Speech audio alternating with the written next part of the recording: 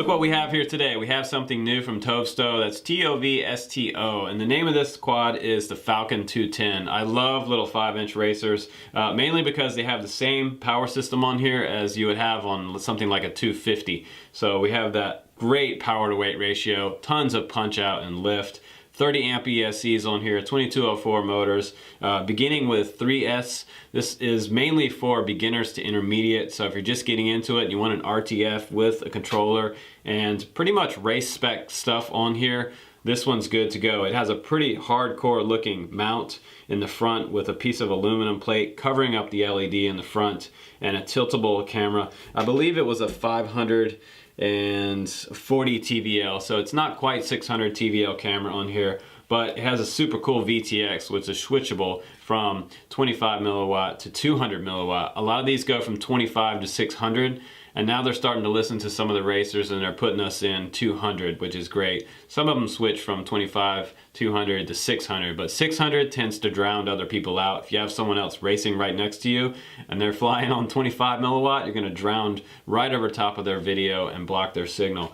But this one's nice. 200 milliwatt is awesome because you can use this out in the field and you have a great distance with it. A couple football fields. You have a dipole antenna back here with a little mount on the back of this. Kind of ingenious because this dipole locks into this little clip here, and it also has a spot in the front for something smaller like a 5.8 antenna. You can just clip either one into there. So that was nice that the engineers thought of that. You have traditional XT60 in here and these 50/40 props, landing gear and motor guard combo. You have ESC covers, 4 mil bottom plates, 3 millimeter bottom plate and 4 mil arms on here, and it looks like we have 2 mil side plates and some pretty aggressive battery compartment in here that's going to shield the battery from all directions. Now, whether that's going to fit one of my larger 4S batteries, that's yet to be determined, but we're going to take you out into the field and do a quick flight test of the Falcon 210. Then we'll come back in and we'll show you a little closer look at this little quad. It's pretty cool looking. Alright guys, let's go ahead and do a flight test of the Falcon 210. I have everything set up here. I've got my goggles. I'm going to go ahead and turn those on, and I'll record on the DVR so you guys can see the flight footage. Always want to turn the transmitter on first, then the quad, but it doesn't really make a difference. So everything should be loaded up. I'll check the goggles. I'm going to make sure we have recording there. Okay, we're good to go. We're recording on the goggles. Now you can see the OSD on there is actually pretty nice. Once I'm armed, you'll see that it says armed, and you'll see bottom lower left, you'll see your flight battery on there, 12.3 volts. I'm in stability mode right now, which I'll switch to later, and I'll show you the other modes on there. And it also shows us a timer in the bottom right, which is super nice. Keep track of how long you're flying. So I'm recording here, and let's go ahead and do a takeoff. Now, I did set up the stick to work in clean flight and arm by holding it down and to the right, and the way you do that is go into the modes inside clean flight and uncheck where it has the arm switch on there, and that will deactivate this button right here. So if you pick this up on accident and you're standing over it, you could accidentally arm it by pushing that button on accident. So I like to have this throttle arm here to the side. It doesn't have another switch up here that I can put that arm switch on like I would normally do, but we're gonna do it this way. And now it says hold here to arm, and it does actually work this time. So we'll go ahead and arm and take off. And I'm in that stability mode right now. The LEDs look pretty good on the back. So I'm interested to see this power to weight ratio. Let's just go ahead and do a quick punch out real quick. Ready? 1, 2, 3. Oh yeah, and that's on 3S, you guys. It's gone way up there. And right now it's pretty windy behind me, but I'm in a wind shadow with some trees behind me. So once it gets up there, it really wants to float. Now before you take off, always remember to look left and right. Got a guy coming up on the jogging trail on my left. I'm just gonna kind of hang out here for a second, but I am in stability mode, so it is super stable in this mode. And I'll turn around forward so you can see the front LEDs. I'm flying nose in, so if you're new to line of sight nose in flying, remember everything is opposites once the quad is nose in. And I didn't put the canopy on here for this flight, because I'm also going to test out a 4S battery on this quad and see how powerful the 4S battery is. Really smooth flying in this stability mode though. I'm pretty impressed with that. Sounds really quiet actually. Pretty nice flying quad. Let's try some more aggressive maneuvers. I'll go ahead and switch into advanced mode here on that next switch down. So that's going to let me flip and roll, but it's still going to have some stability. Try a roll there, try another roll. We'll come back a little closer so you can see that. I'll do a forward flip. Pretty nice roll rate on there. I expected it to be a lot wider. So if you're going to go into acro mode, the next mode down, third position down, is called rolling mode on this transmitter, otherwise known as acro mode. And that gives you no stability. So now I'm flying line of sight in acro, no stability, and I can do really tight rolls. A little tighter than before. I guess about the same. And you can also do motor cuts like this as well. So I'm going to go back into stability because flying in acro line of sight is always kind of challenging, and the field's a little bit wet today, so I don't really want to slam dunk this one in the wet, muddy grass. The sun was out a little earlier, but I didn't get out here in time to really get all the sunshine today.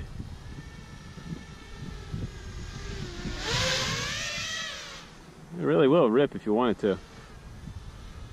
But you could use this quad for freestyle, definitely. 5-inch props on here are going to be great for freestyle, just cruising around in the field. Also for racing, this one would be totally capable of racing. This transmitter is actually pretty nice. Not a big fan of that push button arm. I don't really want to see a button on future versions of transmitters. I like to have it on a switch or on a stick. If I can't do a switch arm, I'll put it on the stick. Throttle stick arming is not always my favorite either, because you could accidentally push it during a maneuver and deactivate your motors. So that's one drawback of a stick arming setup. But it's a pretty peppy quad on these 2204s. And the OSD is super sweet. It's the fact that you didn't have to put or wire up any additional equipment to get OSD is super awesome. You guys are pretty spoiled from what I started out with my ZMR 250 about 3 years ago, almost 3 years ago now. The PDB was the entire length of the quad, which they still do make some PDBs like that, but for durability's sake, I like to have a shorter, smaller PDB. Don't really want it extending the full range of the quad. It offered a lot of options, but had a lot of problems with that one. So this is pretty fun flying this. It's actually pretty easy to fly this one, especially in that stability mode. The yaw looks pretty good on here. Test out that yaw rate. Looks pretty nice. These motors have plenty of power. So I gotta say, like, the flight ability of this quad is up to par, you guys. The transmitter feels nicer than those Fly Sky i6s that I've seen come along with some cheaper China quads.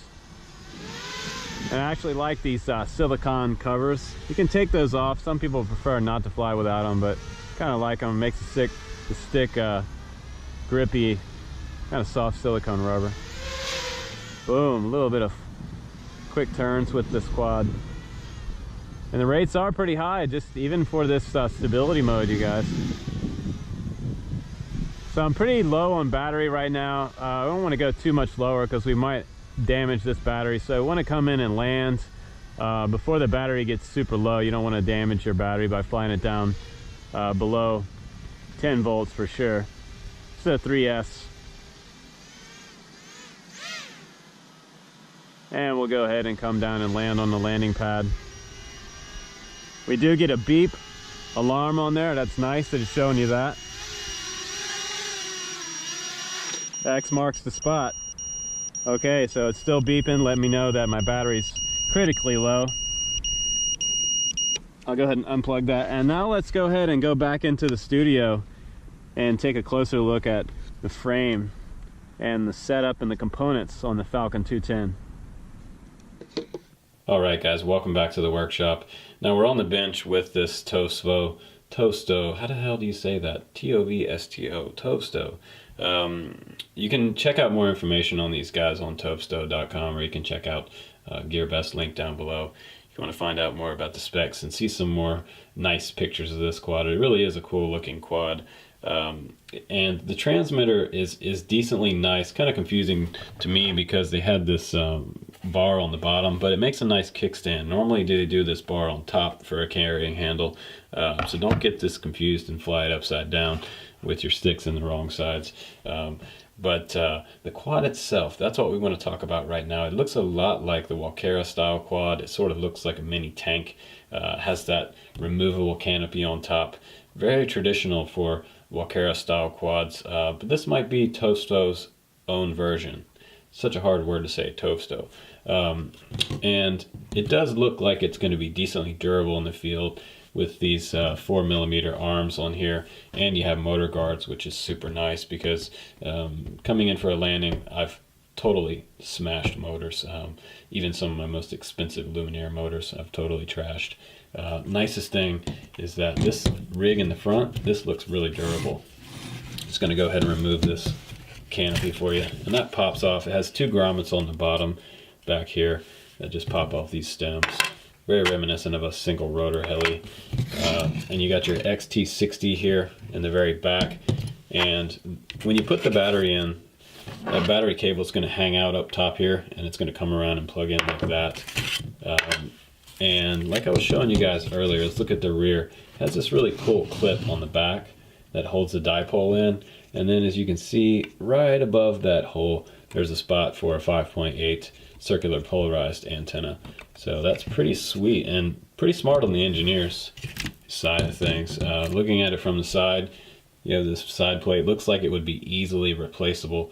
Now most of the hardware on here, I noticed, looks like we have Phillips head screws on here instead of a lot of Allen bolts, which is kind of interesting. I haven't seen them use screws as much as we've seen Allen bolts. We have Allen bolts on the bottom of the motors. They look like M2s possibly, and it's interesting because this is making it a little more user friendly and easier to work on for new guys. You've always got a Phillips head screwdriver laying around. Some of us don't have drivers laying around, so new guys, be sure to get yourself a set of drivers. Now, one thing that I like about it a lot is the fact that it does have 30 amp ESCs, which means, guys, you can run it 3 to 4S. When you're ready for a 4S battery, you can toss this one to the side and you don't have to use 3S anymore, except for on those more mild flights when you just want to cruise around. But for racing, I would definitely suggest going 4S. These guys on 4S batteries are going to smoke you. But looking at it from the front, super cool profile. From the side and the rear and the bottom, it looks decent to work on. This one doesn't look overly complicated and super proprietary, which I like a lot. It is a different design than what I'm used to seeing with some of the X-Racer frames, but it, like I said, it does look easy to work on. So if you're new to this, it's not going to be the end of the world if you break something on here. There's 4 bolts that hold these side plates on, and they have a couple different pieces that come in from the side here, from this middle platform supporting the side, and it looks like a whole plastic part comes up the rear and supports the dipole antenna. And then the camera is definitely can go straight ahead just like that, or you can tilt it up to about, it looks like about 35 degrees of tilt. It's not a monster amount of tilt on that camera.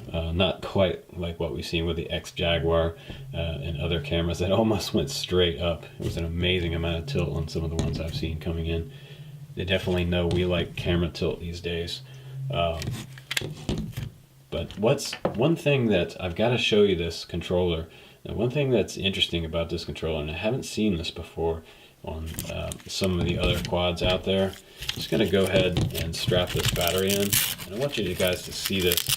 Now, normally I like to arm my quads with an arm switch, and I've never had a button, but get that Velcro through there. Okay, be sure to have the Velcro through there before you put the battery in. That's a pain right there. Okay, there we go. Challenging me a little bit. Okay, now turn on this transmitter. Power switch is here, and I'll plug in the quad. Now, take your props off, guys. If you're indoors, by the way, for God's sakes, take your props off. Now, this is interesting because you have this little button right here arms the props and puts you into a low idle. Now, what's strange about that is right here it says hold here to arm. Get it to the camera to focus on that real quick. It says hold here to arm, which would be down and to the right, but I go down and to the right and it doesn't do anything. Now, maybe I missed that in the manual, maybe not, but I did read through the manual that comes along with it, and it didn't say anything about that, but it did say something about this button in the very center, because this might be confused for the power button. You want to be really careful with this switch because you could be holding it and accidentally hit this switch, and look what happens. So also, while you're flying, it's kind of in a close proximity spot to the relation of the sticks. So if you guys out there want to print some kind of little 3D printed thing to put around this, maybe guard it from your fingers while you're flying. I doubt you're going to push it, but it is there. Just keep that in mind. And you do have your light in the back that lets you know when you switch on the transmitter here into the different modes. You have number one, you have beginner mode for the first position, advanced mode, and then you have what they call rolling mode, which would be acro, be full acro, no stabilization whatsoever. But the LEDs look pretty cool on here too. Super bright in the front, and always that classic red in the rear.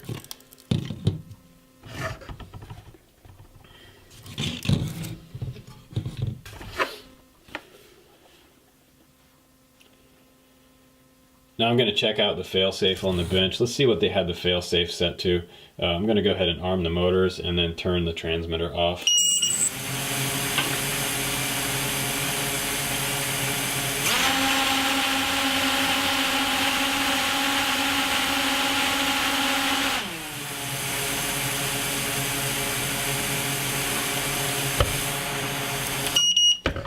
So when I did that test, the motors actually spooled up more. Why, I don't know, but I definitely suggest if you do get this quad, go ahead and plug this into Clean Flight and make sure that your failsafe is set up to drop, and that's what I usually do. I like to see those motors completely quit when I turn that transmitter off. So these, for some reason, go higher than the actual throttle idle position. So be ready for that.